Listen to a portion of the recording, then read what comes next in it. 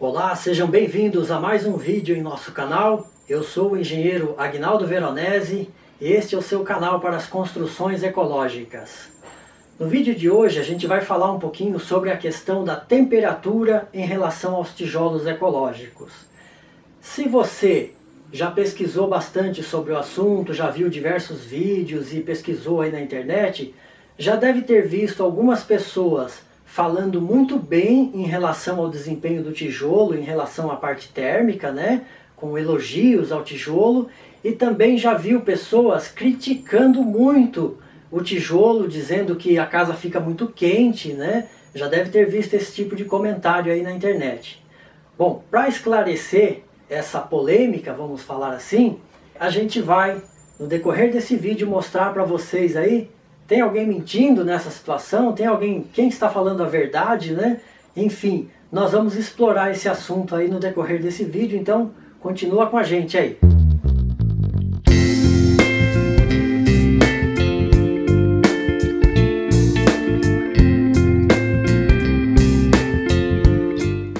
Durante o meu curso de engenharia, eu estudei uma matéria chamada termodinâmica, que tratou aí, durante um semestre pelo menos, do tema transferência de calor. E aí a gente vai falar um pouquinho sobre alguns conceitos, né, de forma bem resumida, é claro, né, sobre alguns conceitos aí da termodinâmica. E eu gostaria de deixar aqui registrado o meu agradecimento ao professor, mestre, o Dr. Daniel Ting, né, pela maestria, né, em passar esses conhecimentos para a gente, e ficou gravado aí na nossa mente, né. Bom, pessoal, existem apenas três formas ou três maneiras de se transferir calor, tá? A primeira delas é por radiação. Na radiação, basicamente, independe dos materiais. Ela pode ocorrer, inclusive, até sob vácuo absoluto, ocorre radiação de calor.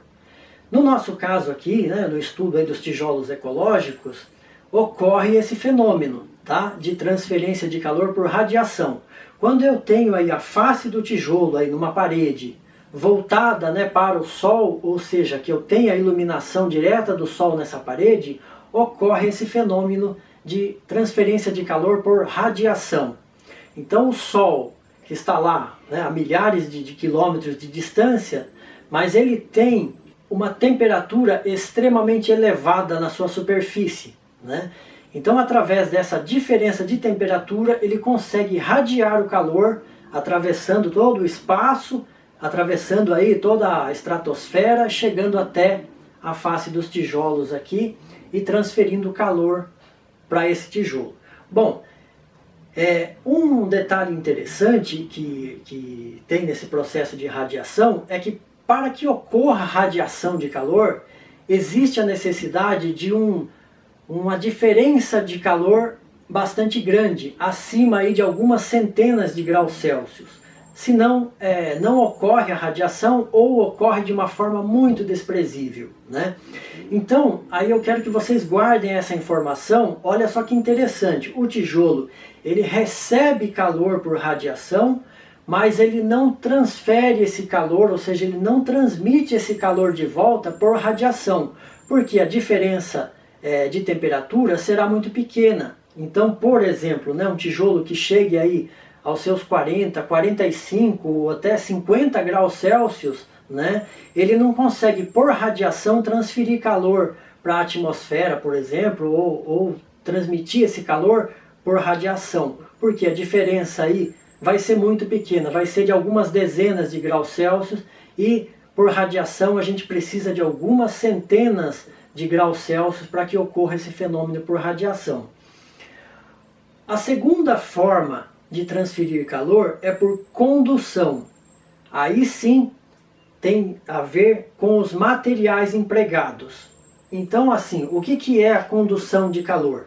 Nós temos aqui um tijolo, por exemplo. Na face desse tijolo ele vai receber o calor por radiação, e aí essa molécula do tijolo, ela vai conduzir esse calor para as moléculas que estão ao seu lado, e assim sucessivamente.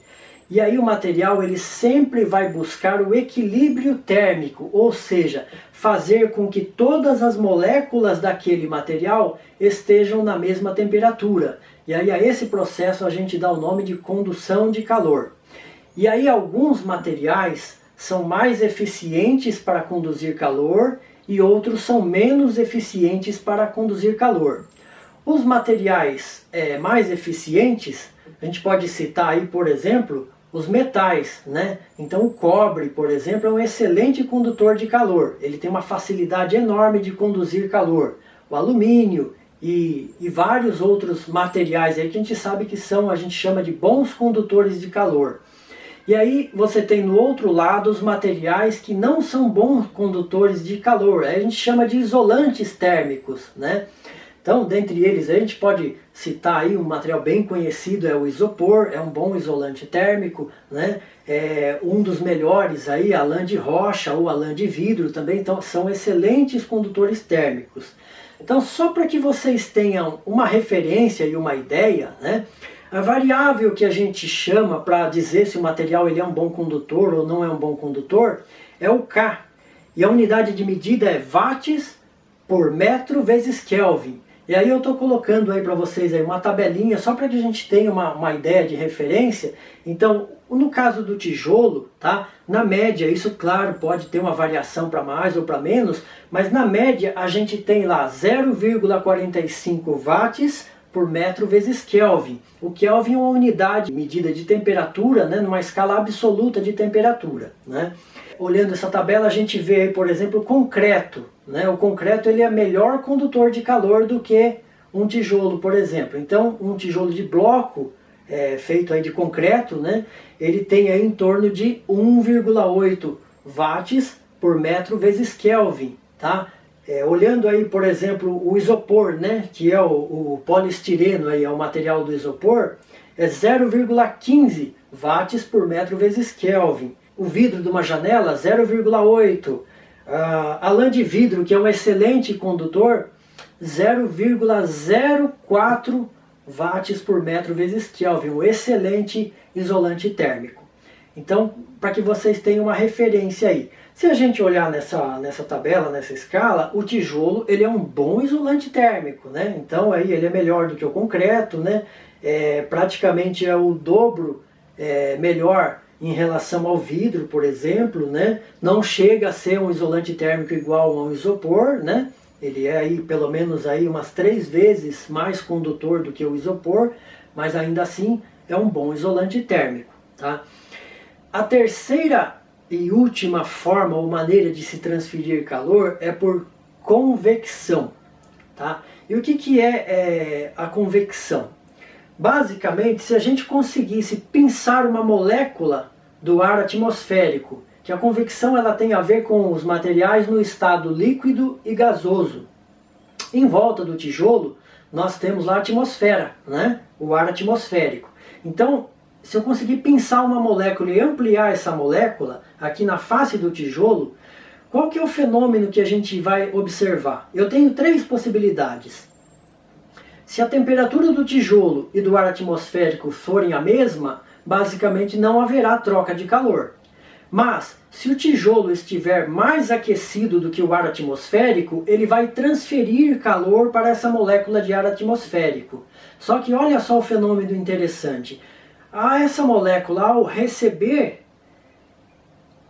esse calor da face do tijolo, ela vai ter a sua temperatura um pouquinho mais elevada. Consequentemente, ela fica mais leve e a tendência dela é subir.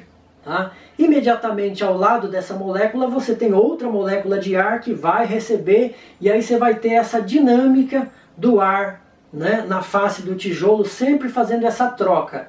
E o contrário também ocorre. Se o ar está mais quente do que o tijolo, ele vai transferir calor para esse tijolo e imediatamente a outra molécula que está mais aquecida, a tendência dela é descer e a outra molécula vai criar essa dinâmica, né? Então, basicamente, a molécula de ar recebeu o calor, a tendência é subir. Ela perdeu o calor, a tendência dela é descer. Mas é sempre um processo dinâmico aí, tá?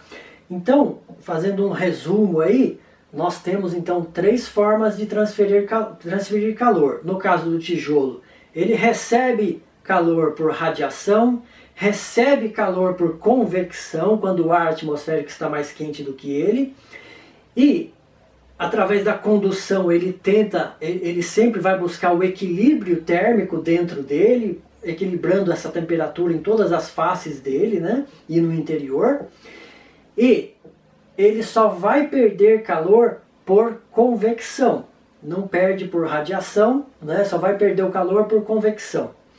E aí, quando a gente fala assim, bom, ele só vai perder calor por convecção, basicamente quando o tijolo está na parede lá, ele tem apenas 2 faces para ele perder calor por convecção. A face que vai estar no lado externo, né, e a outra face que vai estar no ambiente interno, lá na sua sala, no seu quarto, na sua cozinha, enfim, né. Então, quando ele perde calor na face interna, basicamente, o que está acontecendo? Ele está aquecendo o ambiente interno, tá? E aí, se ele consegue trocar para o lado externo, em alguns casos é mais desejável, né? Porque aí esse calor está indo embora. Quando ele perde o calor para o lado de dentro, esse calor está sendo acumulado, ele está aumentando a temperatura interna lá do edifício, tá?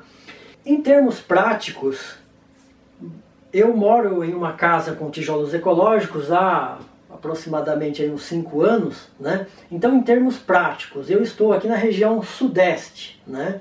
Nas estações aí de outono e inverno, variando aí de abril até agosto, normalmente você tem dias quentes, bastante ensolarados, e noites mais frias, ou seja, a partir aí de 5 horas, 6 horas da tarde, a temperatura começa a cair bastante, e aí você tem noites aí que chegam aí a 5 graus Celsius, dependendo, né, no mês de junho, lá você chega até 0 graus, né, tem noites bastante frias, madrugadas frias. Então, o tijolo, nessas condições, ele recebe muitos elogios. A casa fica muito confortável, é muito agradável o ambiente. Por quê?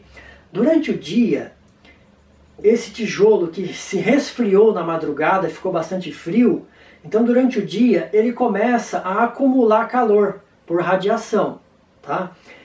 Só que, como ele tem uma massa bastante significativa, ou seja, um tijolo aí, né, nesse caso aqui, o 12,5 por 25, por 7 centímetros de altura, ele tem 3,4 quilos de massa, quilogramas de massa.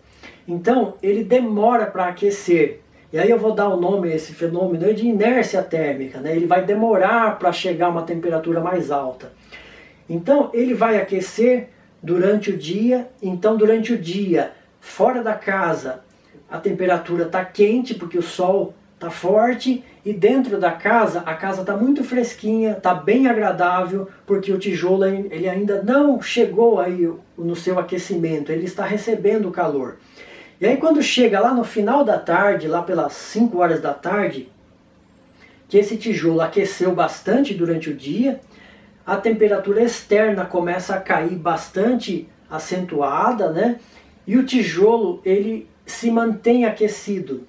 Então, durante aí a noite, 7, 8 horas da noite, fora da casa está bem frio e dentro da casa é como se tivesse um sistema eletrônico regulando a temperatura da casa. A casa fica muito agradável, como se tivesse um aquecedor ligado ali, o ambiente fica muito confortável, fica muito agradável.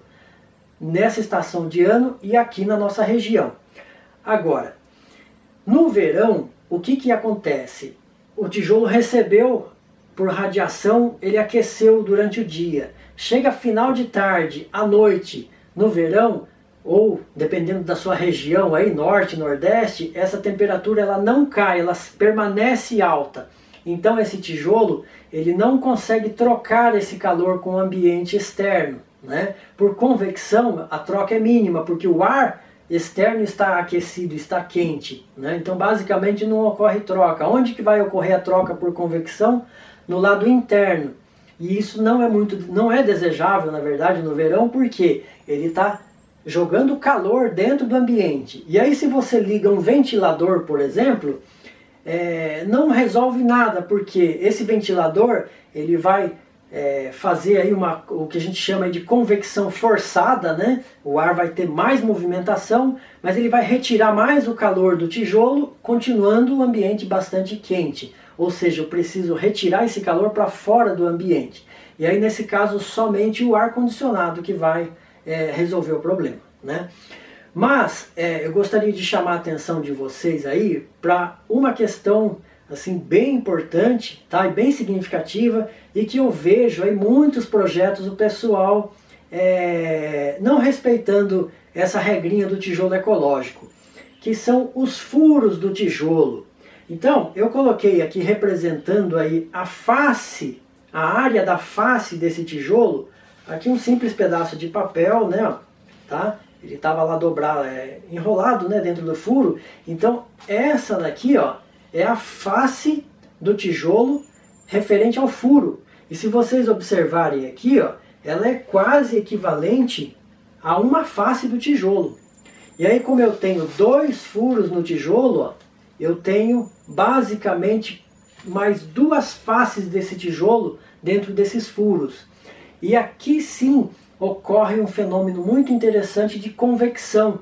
Por quê? O ar que está lá dentro do furo, ele aquece, ele sobe. Se ele tiver passagem, tiver saída, ele vai para a atmosfera, você perdeu o calor para a atmosfera, e obviamente na atmosfera você tem o ar frio que vai entrar nesse furo, fazer o resfriamento e criar essa dinâmica dentro dos furos desse tijolo. A partir do momento que eu fechei, tampei esse furo do tijolo, o que vai acontecer lá dentro? Eu não tenho mais esse fenômeno de troca de calor por convecção dentro dos furos do tijolo. Por quê? Eu vou criar, na verdade, como se fosse uma estufa dentro desse furo, né? Ele vai aquecer aquele ar que está lá dentro, o ar não tem para onde sair, a tendência dele é ficar daí estático lá dentro, acaba não tendo mais troca de calor com esse tijolo. Então vocês percebam aí a importância, né, e a diferença no desempenho dessa troca de calor quando você mantém essa furação aberta. Quanto mais aberto possível, melhor. Melhor vai ser essa troca de calor. E uma outra questão, levando junto o calor, acaba levando junto a umidade, eventualmente fungos, bactérias, enfim, o sistema fica muito melhor. Então assim, principalmente nas áreas de canaletas, onde há concretagem, é importante manter os furos abertos. É claro, onde você tem os groutes lá, a coluna vai estar preenchida por ferro e concreto, então tranquilo, lá não vai ter troca por convecção. Mas na medida do possível, onde esses furos não tem, onde a gente não tem os groutes, é interessante manter eles abertos até o final. Basicamente isso responde, né, essa questão da polêmica. Então assim, tem a questão aí da localização, da época do ano, a questão do projeto que influencia muito. Então aí uma dica aí para você que é engenheiro, é projetista, arquiteto, né, procurem observar aí a questão da insolação, tá? Na medida do possível, se você prever no projeto uma varanda, por exemplo, nos locais onde as paredes recebem maior insolação, é interessante. Um outro detalhe, se você escurece a face do tijolo, a face externa, a tendência é que ele absorva mais calor por radiação. Então cores claras, né, permitem maior reflexão e diminui um pouquinho essa transferência de calor por radiação, tá? Então são essas as dicas aí para a gente ter um projeto que seja mais confortável do ponto de vista do conforto térmico. Você tem aí um produto que tem sim uma boa isolação térmica, mas o que eu chamo mais atenção é essa questão da inércia térmica, né? Então levar sempre em conta que é um material que ele demora para aquecer, mas também demora para perder esse calor, né? E aí quanto mais eu tiver essas áreas, como os furos, por exemplo, deixar aí aberto para o ambiente externo, melhor, aí ele vai perder esse calor por convecção de uma forma mais rápida e mais eficiente, tá bom? Então essa é a dica de hoje aí para o nosso vídeo. Continuem acompanhando o nosso canal. Eu agradeço aí aos mais de 3.000 inscritos em nosso canal. Tem sido um pouquinho difícil de a gente continuar gravando os vídeos semanais aí, a gente ficou um período sem gravar vídeos, mas na medida do possível a gente vai soltando conteúdos para vocês aí, e conteúdos aí com qualidade, né, de uma forma bastante responsável nas informações que a gente passa para vocês, tá bom? Muito obrigado aí pelos comentários, né, pelos compartilhamentos, muita gratidão a todos vocês, um grande abraço, saúde e até o próximo vídeo.